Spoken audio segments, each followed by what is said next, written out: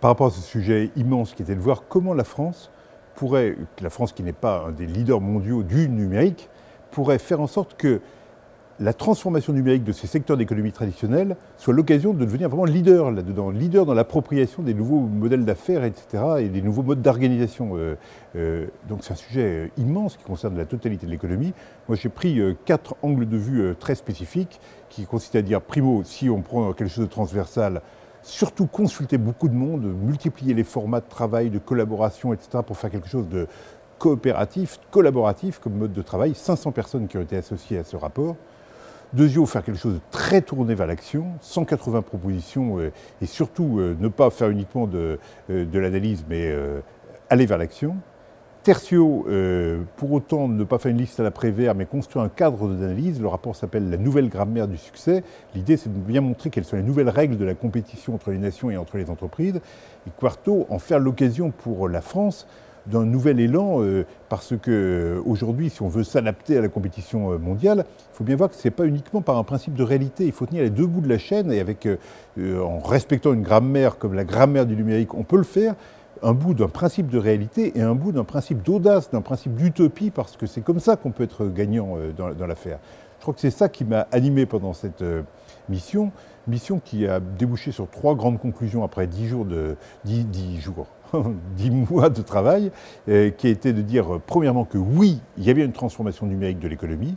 Deuxièmement, que la France a pas mal d'atouts et peut voir tout ça comme une occasion, comme des opportunités plutôt que comme des risques. Mais tertio, que pour y arriver, il faut que l'on muscle beaucoup plus la gouvernance des transformations en France.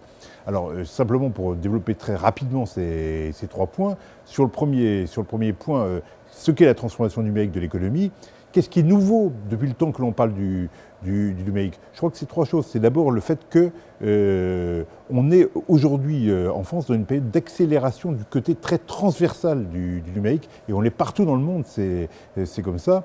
Aux États-Unis, on considère que pratiquement un emploi sur 2 actuel va disparaître ou être transformé très en profondeur dans les 15 ans qui viennent. Et c'est vrai mondialement, donc énormément de changements de ce côté-là.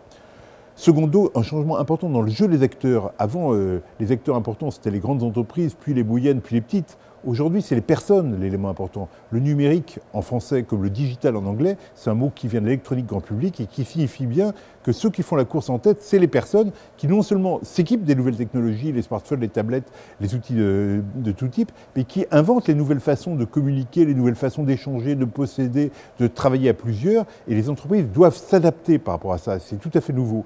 Et ça entraîne une diversification des effets économiques auxquels les entreprises doivent s'adapter, ce qui est difficile pour à la fois maîtriser des effets d'automatisation, ceux qui existent depuis plus de 30 ans, des effets de dématérialisation qui existent depuis plus de 20 ans, et des effets nouveaux qui concernent le rôle des personnes et le rôle des données.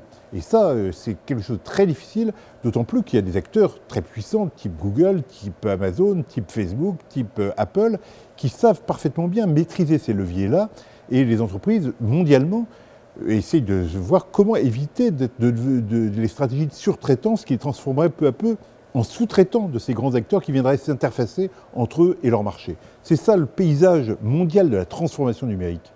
Par rapport à ça, en France, un point fort très clair, d'où une opportunité, c'est le point le plus important, c'est des personnes qui agissent, qui se saisissent de façon très active du numérique. Les Françaises et les Français, en moyenne, quand on regarde les différents indicateurs de la Commission européenne, les Français et les Françaises ont de l'avance. Il faut capitaliser là-dessus, renforcer ce qui a contribué à créer de l'avance, notamment des législations protectrices, créatrices de confiance, protectrices des libertés, renforcer ça par l'éducation et capitaliser pour aller vers la voie du cloud personnel, vers la voie de tout ce qui est personnalisation anonyme. Tout ça, c'est des domaines très compétents dans lesquels il y a des ressources en France et on peut essayer de concentrer le tir là-dessus.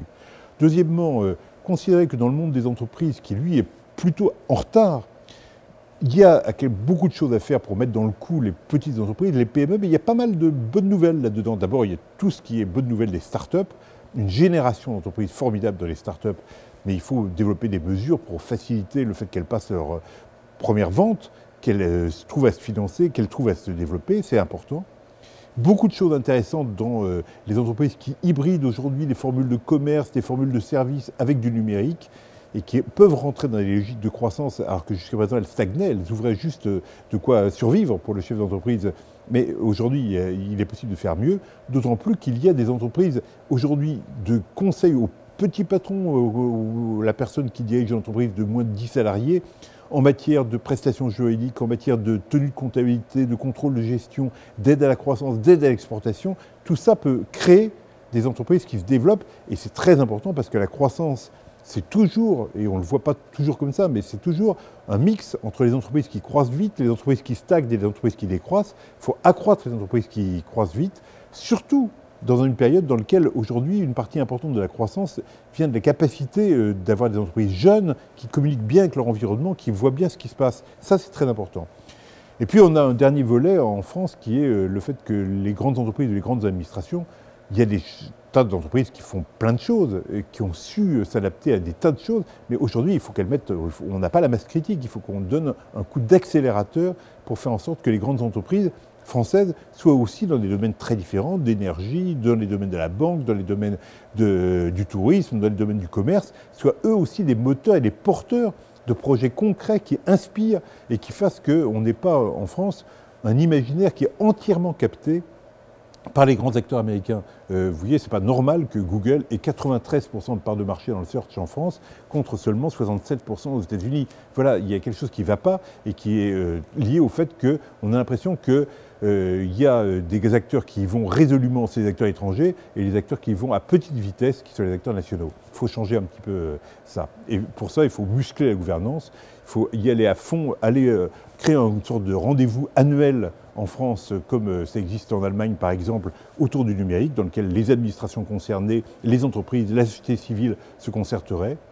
Il faut donner du poids à tout ce qui est l'Europe du numérique, parce qu'il n'y a qu'à l'échelle européenne qu'on réalisera tout un ensemble de choses, d'évolution en matière fiscale, en matière réglementaire, en matière d'équipement, en matière de droit d'auteur, mais aussi la maîtrise des données, la maîtrise des relations avec tous les acteurs du bien commun, les fondations type Wikipédia, type Mozilla, type OpenStreetMap.